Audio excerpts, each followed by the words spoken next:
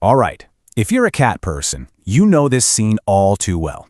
It's the dead of night, you're sound asleep, and then you hear it, that one sound.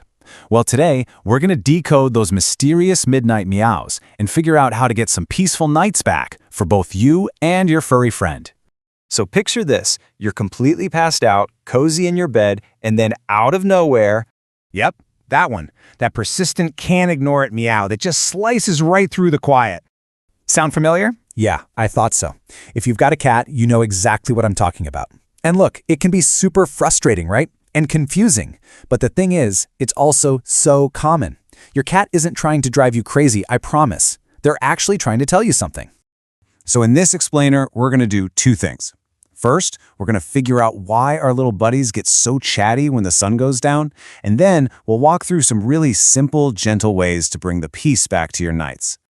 Okay, so part 1, decoding the meow. And to really get what's going on, we have to start with your cat's internal clock. You know, a lot of people think cats are nocturnal, but that's not quite right. They're actually something called crepuscular.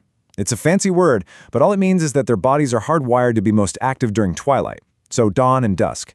That's prime time for hunting their natural prey, like mice and little birds. And right there, that's the problem. See the mismatch? We're diurnal. We're up during the day. So just as we're getting ready to hit the hay, their natural instincts are screaming, "It's go time." So this mismatch in energy levels is usually the root cause, and it can lead to a bunch of different reasons for those late-night chats. We're talking about everything from pure boredom and hunger to things like stress, or sometimes even a medical thing. Honestly, the number one reason is usually just plain old boredom. Think about it. If your cat sleeps all day while you're at work, they're going to have a ton of energy saved up. So when the house gets quiet at night, their little hunter brain switches on and they're ready to party. And guess who their favorite party guest is? Yep, you. Hunger is another huge one. Out in the wild, cats don't just eat 2 big meals. Nope, they have like 10 to 15 little snacks throughout the day. So that big, long stretch from their dinner to breakfast, that can leave them feeling seriously hungry by 3 in the morning. And they know exactly whose bed to stand next to when their tummy's rumbling. But here's the good news. This is totally fixable. It's not a lost cause. We can actually, gently nudge their internal clocks to line up a little better with ours. So let's get into how to do that. Okay, the single most effective thing you can do is to tap into their natural predator cycle. So, about an hour before you go to bed, you're going to create this little routine. First, you hunt. That means an intense play session. Then you let them catch and kill the toy. Super important, let them win. And after the victory, they get to eat. You feed them a meal. This whole sequence, it checks all their instinctual boxes and tells their brain, okay, job's done. Now it's time to groom and sleep. Making sure they're more active during the day is also a huge piece of the puzzle. And it's not just about wearing them out physically. It's about giving them that mental stimulation that indoor cats crave.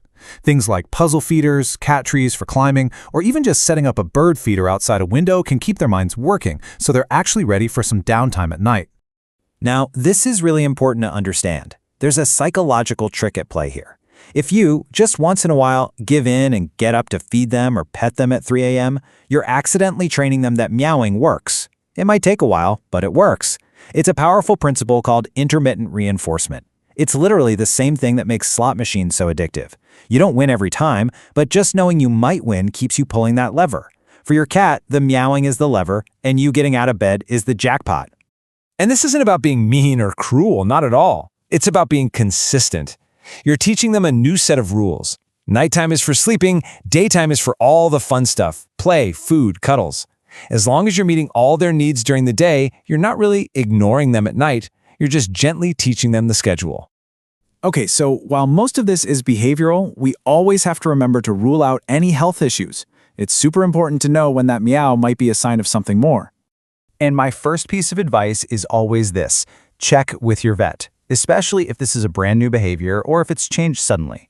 A big shift in how much they're vocalizing can actually be one of the very first clues that something's not right medically.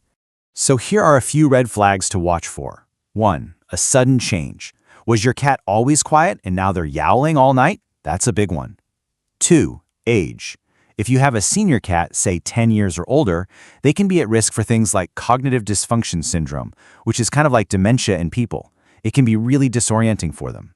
And finally, look for other symptoms. Any changes in appetite, how much water they're drinking, their weight, or their litter box habits.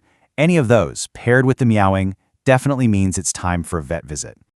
All right, so let's put all these pieces together and build your new peaceful evening routine. Just remember this number, 2. Try to aim for at least 2 15-minute play sessions every single day. It makes a world of difference. It gives them the exercise they need, plus it's great bonding time for you both. And always remember the golden rule. A tired cat is a happy cat and a quiet cat. And to handle that middle of the night hunger, you can try feeding them a small protein-rich meal right before you go to sleep. Or, and this is a total game changer, get a timed automatic feeder. You can set it to dispense a little snack in the wee hours of the morning. Why is this so great? Because they start to associate the food with the machine, not with bothering you. So really, this is what it all boils down to. This isn't a battle of wills. Your cat is not being bad or naughty. They are just trying to communicate. They have a need that isn't being met. And your job is to kind of become a little detective, figure out what that need is, and then find a way to meet it during the daytime. Because when you adjust their routine with a bit of patience and a lot of understanding, you don't just solve the problem, you actually make your bond with them even stronger. It's all about working with their instincts, not against them. And the result? Peaceful nights and a much happier home for everyone.